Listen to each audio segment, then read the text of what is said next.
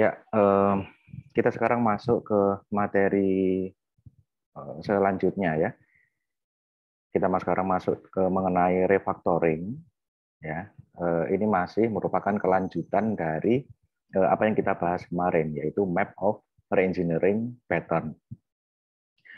Seperti yang kita ketahui di minggu kemarin kita sudah masuk mengenai code clone ya. Tepatnya adalah di fase detecting duplicated code. Nah, untuk di minggu ini kita masuk langsung ke refactoring. Mengapa? Karena sebenarnya tiga ini, detecting duplicated code, distribute responsibilities, dan transform conditional to polymorphism, ini merupakan tiga dari bentuk-bentuk refactoring ya. Di antara banyak sekali bentuk refactoring. Jadi kita masuk ke pembahasan refactoring mulai dari pembahasan code clone yang kemarin dan hari ini ya. Oke. Yang akan kita bahas hari ini yang pertama definisi dari refactoring, terus kemudian contoh refactoring, kemudian jenis code based mail, dan juga beberapa solusi untuk code based mail. Saya sebut di sini beberapa solusi ini karena tidak semuanya kita nanti akan bahas ya. Lebih banyak lagi nanti kita akan bedah di buku ya. Begitu. Jadi nanti ada literatur lebih lengkapnya yang membahas jenis-jenis code batch mail dan juga solusi-solusinya. Oke, kita sekarang langsung masuk ke materi pembahasan hari ini, yaitu definisi dari refactoring. Refactoring ini kalau diterjemahkan secara langsung, terjemahannya adalah restrukturisasi ya. Jadi nanti istilah refactoring dan restrukturisasi itu digunakan secara bergantian di slide ini. Nah, secara definisi adalah pengubahan perangkat lunak dengan cara memperbaiki struktur internal tanpa memperbaiki perilaku eksternalnya. Ya, ini kita kemarin sudah paham juga ya mengenai refactoring. Memang di pembahasan awal map of reengineering itu sudah diperkenalkan ya refactoring. Nah, dengan kata lain, refactoring adalah teknik untuk merestrukturisasi kode dengan cara yang sistematis. Sistematis di sini kita bisa memakai best practice-nya yang diperkenalkan oleh peneliti ataupun memang orang yang ahli dalam bidang refactoring ini, ya, ataupun di peneliti-peneliti object oriented ya, OOP terutama ya, Fowler ini ya. Kemudian restrukturisasi program ya membuat perangkat lunak menjadi lebih mudah dipahami dan lebih murah untuk dimodifikasi. Ya, restrukturisasi adalah aktivitas yang memakan usaha dan biaya. Nah, tapi seperti yang kita tahu, restrukturisasi atau refactoring ini memang dia butuh effort. Ya, jadi nggak serta-merta ketika aplikasi itu dibuat itu sudah pasti menerapkan maintainability yang baik, gitu ya, atau keterbacaan kode yang baik. Jadi ada upaya ekstra biasanya kalau memang kodenya itu belum didesain untuk bisa di-maintain, itu ada upaya ekstra untuk melakukan refactoring. Ya. Nah, mengapa sekarang perlu restrukturisasi? Ini yang pertama memperbaiki rancangan perangkat lunak, kemudian memudahkan pemahaman, kemudian mencari kesalahan. Ya, kita kemarin juga sudah bedah ya. Jadi memang kapan ketika sudah sampai perlu refactoring itu kan berarti aplikasi atau perangkat lunaknya itu memang sudah maintainability-nya sangat buruk ya. Jadi dia nggak hanya bisa di-maintain saja, tapi sudah perlu di refactoring gitu ya, atau di restrukturisasi. Oke. Kemudian ya, properties atau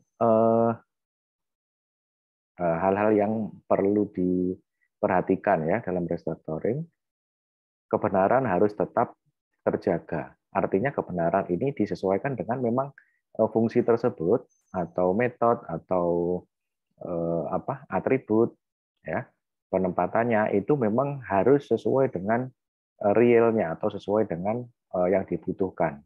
ya, tidak sampai merubah kebenaran ini ya, tanda kutip ya. Jadi harus kita tetap jaga, cuma strukturnya saja yang dirubah. Kemudian dilakukan dalam satu persatu langkah, tidak semuanya dibedah, tapi dicoba satu per satu dan dites. Gitu ya, harus diseling dilakukan pengujian. Kalau ada perubahan satu sedikit, itu diuji apakah berubah atau tidak. Oke. Kemudian langkah-langkahnya, yang pertama dilakukan analisis pendahuluan secara menyeluruh. Secara menyeluruh kita ketahui kode mana yang sering digunakan, ya, sehingga nanti kita bisa tahu mana mana kode yang kalau kita ubah, kita tingkatkan, itu imbasnya bisa tinggi, ya, efek Pareto gitu ya. Kita merubah yang 20%, tapi dia itu sangat sering digunakan, itu imbasnya bisa sampai 80% di keseluruhan program gitu ya. Nah, ataupun bagian kode yang sangat memakan waktu pemrograman, ataupun ya bagian kode yang complicated gitu ya. Itu nanti kita bisa fokuskan ke situ. Terus kemudian yang kedua adalah mendesain test case-nya. Mana bagian yang nanti untuk diuji. Ya. Selanjutnya identifikasi yang muncul kemungkinan ada masalah yang bisa muncul dalam kode. Kita bisa tahu code batch mail-nya. Nah, code batch mail itu apa? Nah, nanti kita akan ulangi lagi ya, apa saja jenis-jenis code batch mail. Salah satunya ya, code clone yang kemarin kita bahas. Gitu ya. Kemudian melakukan restrukturisasi dan menguji. Ya. Kemudian ya kita lakukan restrukturisasi setelah ketahuan kita ada batch file-nya di lokasi-lokasi tertentu. Oke. Hal yang perlu diperhatikan lagi dalam refactoring.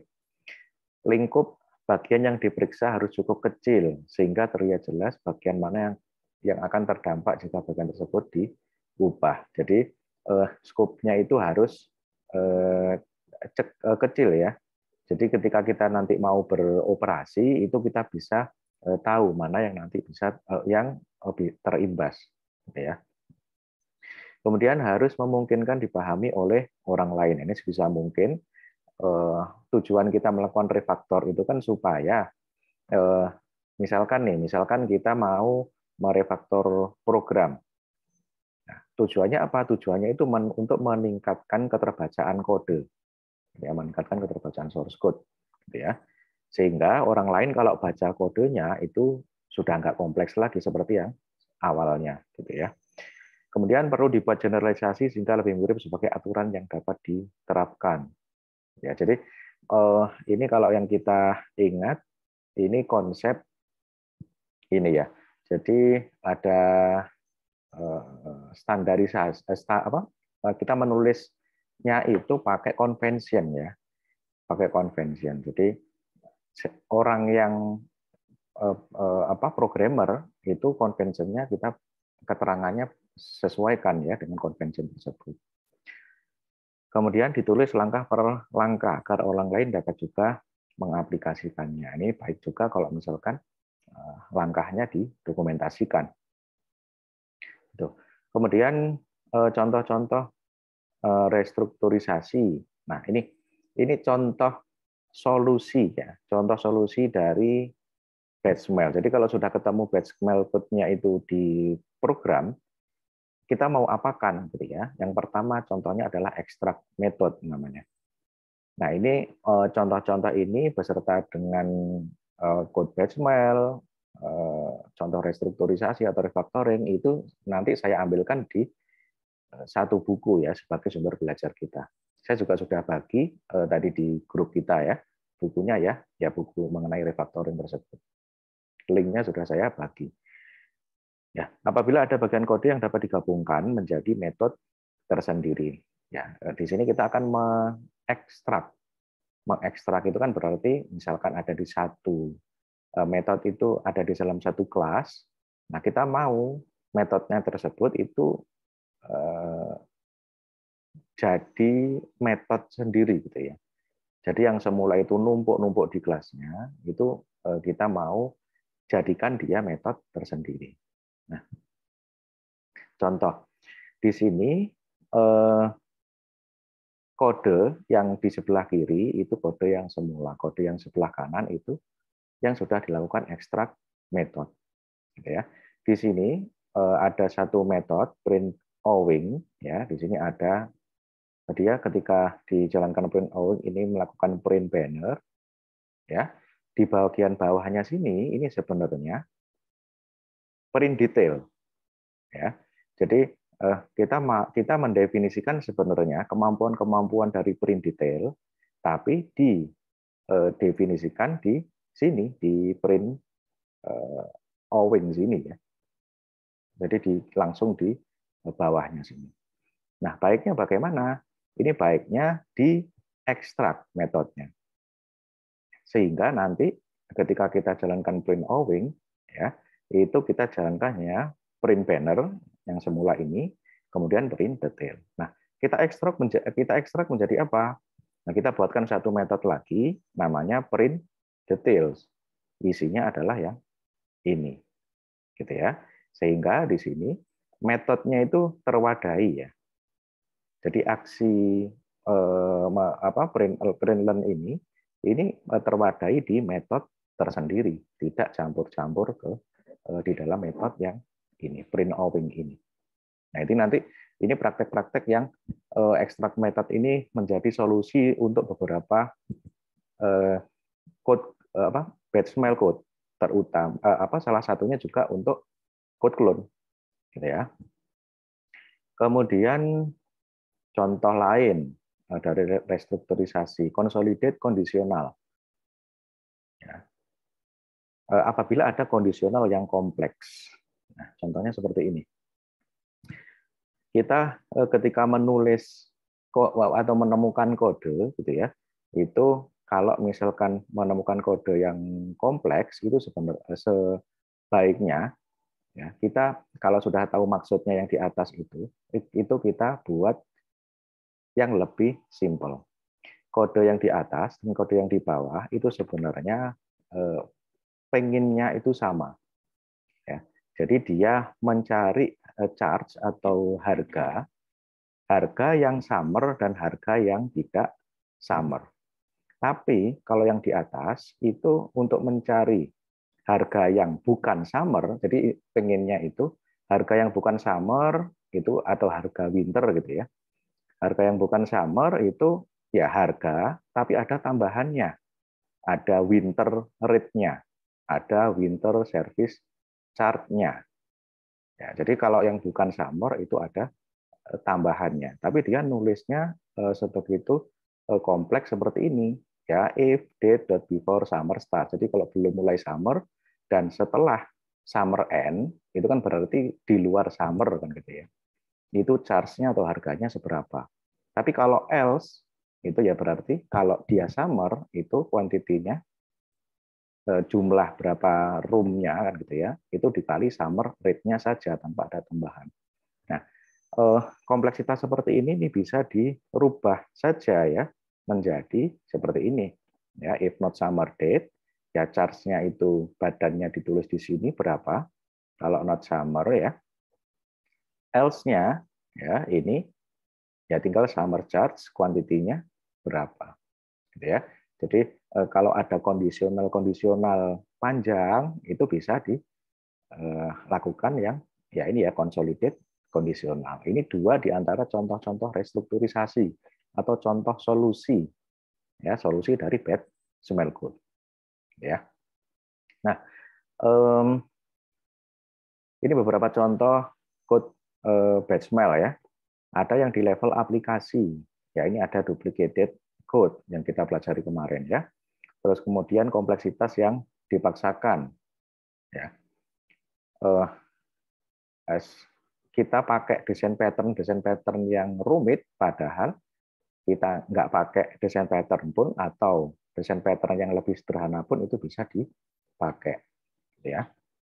Kemudian itu tadi level aplikasi yang global gitu ya. Kemudian level kelas. yang lebih kecil lagi. Ini ada large class. Kelas yang ukurannya bisa tumbuh menjadi sangat besar karena semuanya itu ditaruh dalam kelas tersebut. Kemudian feature NV, kelas yang menggunakan metode dari kelas lain terlalu banyak. Nah, jadi baiknya itu metode ditaruh di memang kelas itu sendiri ya. Jadi konsepnya dari OOP itu kan low coupling, high cohesion. Jadi terkait dengan kelasnya sendiri, keterkaitan dengan kelasnya sendiri itu tinggi, tapi keterkaitan dengan kelas yang lain itu serendah mungkin gitu ya. Jadi kalau ada kelas, terus kemudian metodenya yang di dalam kelas itu sering pakai metode yang lain, nah itu bisa jadi dia masuk ke feature NV. Kemudian lazy class. Nah, di sini mendefinisikan kelas, tapi dia melakukan metodenya gitu ya, itu terlalu sedikit. Nah, itu maka disebut dia lazy class. Nah, ini contoh-contoh batch code dengan solusi-solusinya gitu ya. Atau maksudnya yang kita bisa cari solusinya di dalam buku yang nanti kita tunjukkan. Kemudian level metode lebih kecil lagi. Ya, ini ada long method. Metode yang tumbuh menjadi terlalu besar. Kemampuan metode ini bisa memiliki kemampuan terlalu banyak. Sehingga dia pastinya akan dipanggili oleh kelas-kelas yang lain karena kemampuannya akan terlalu banyak. Itu juga kurang bagus. Lebih baik satu metode itu sebaiknya ya melakukan hal yang spesifik mungkin ya, tidak melakukan semuanya dalam metode tersebut. Oke. Nah, jenis-jenis yang lain ini ada macam-macam ya. Duplicated code seperti yang kita ketahui kemarin merupakan top nomor 1 gitu ya dari top 10 code smell gitu ya. Maka dia dijelaskan di sini duplicated code memang yang pertama kali. Yang lain apa? Ada long method, ada large class dan seterusnya. Ada banyak sekali ya. Nah, solusi. Nah, kita lihat solusi untuk code smell atau code batch smell ya. Solusinya apa nih? Contoh, duplicated code. Nah, ini sumber ini saya ambil dari buku refactoring tadi ya, refactoring yang saya bagi di grup dan juga nanti kita akan bahas di sini ya. Duplicated code, jika ada struktur kode yang sama di lebih dari satu tempat, sebaiknya dibuat satu saja. Jadi kalau ada duplicated code, sebisa mungkin bagaimana itu jadi nggak duplikat, tapi fungsionalnya bisa tetap jalan. Ya. Solusinya adalah lakukan ekstrak metode dan panggil semua kode dengan metode yang baru tersebut. Jadi dilakukan ekstrak metode dan disesuaikan metode-metode yang memerlukan pemanggilan ke metode yang semula tadi, gitu ya. Oke, ini untuk duplicated code. Nah, contoh solusi untuk long method, ya, metode yang tumbuh menjadi sangat besar. Ya, solusinya lakukan ekstrak metode, diambili metodenya tersebut, disesuaikan dengan fungsi spesifik masing-masing dan dinamai sesuai fungsinya, gitu ya. Itu melakukan ekstrak metode. Kemudian feature NV seperti yang kita bahas tadi ya. Satu metode kelihatannya lebih tertarik pada kelas lain yang bukan pemiliknya. Jadi ada satu metode dalam satu kelas, dia nggak manggil di kelasnya sendiri, tapi manggilnya di kelas yang lain dan itu terlalu sering. Itu namanya feature NV. Ya, solusinya lakukan ekstrak metode atau memindahkan metode ke kelas yang diiri gitu, di NV tadi ya. Jadi kalau misalkan dia memang sangat sering melakukan pemanggilan ke kelas yang lain, ya pindahkan saja dia ke kelas yang lain tersebut supaya nantinya dia manggil ke kelasnya sendiri dalam satu kelas gitu ya. Oke. Kemudian ada large class. Jika satu kelas ini terlalu banyak melakukan fungsi sehingga dia itu menjadi sangat besar. Ya. Solusinya lakukan pemecahan kelas atau subkelas. Nah, biasanya kalau di konsep inheritance kita kan bisa pecah-pecah ya. Jadi kenapa kok kelas itu bisa menjadi sangat besar? Bisa jadi karena kelas itu bisa sebenarnya mencakup seluruh subkelas dan kita bisa setting dia sebagai subkelas atau kelas anak sebenarnya untuk bisa mengecilkan ukuran dari kelas induk tersebut gitu ya atau superkelas tersebut. Oke. Nah, buku ataupun sumber belajar yang saya sebutkan tadi dari di sini saya tampilkan buku refactoring ya. Ada juga linknya, ini nanti Anda juga bisa akses. Nah, di sini ini berisi code clone. Yang pertama ada code clone, penjelasan tentang code clone itu seperti apa. Teknik refactoring atas code clone-nya juga disebutkan, contoh-contohnya juga disebutkan. Ya, nanti ini Anda bisa pelajari lebih lanjut ya mengenai refactoring. Nah, selain itu, selain buku tersebut, ini ada sumber belajar, ada yang dari YouTube, ya, ada judulnya Codemanship Code Smell of the Week playlistnya, ini juga masih aktif, masih bisa diakses ya. Jadi di sini ada contoh-contoh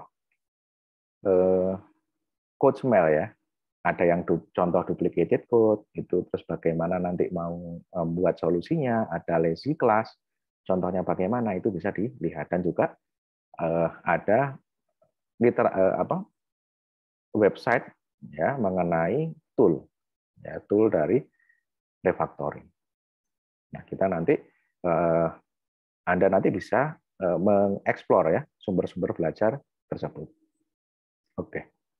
Nah, sebagai review, ini kita tadi sudah membahas mengenai definisi refactoring, yaitu merubah ya struktur dari suatu aplikasi, suatu source code, tapi tanpa merubah fungsinya. Ya. Kemudian contoh-contoh refactoring yang kita sebutkan tadi ada extract method, gitu ya, untuk sebagai solusi dari salah satunya di antara code batch mail, code clone, maaf, untuk code clone. Terus kemudian jenis-jenis code batch mail tadi kita bahas sebagian saja ya. Yang lain juga kita bisa lihat dalam buku yang kita pakai. Kemudian beberapa solusi untuk code batch mail ya, seperti extract method tadi ya. Oke.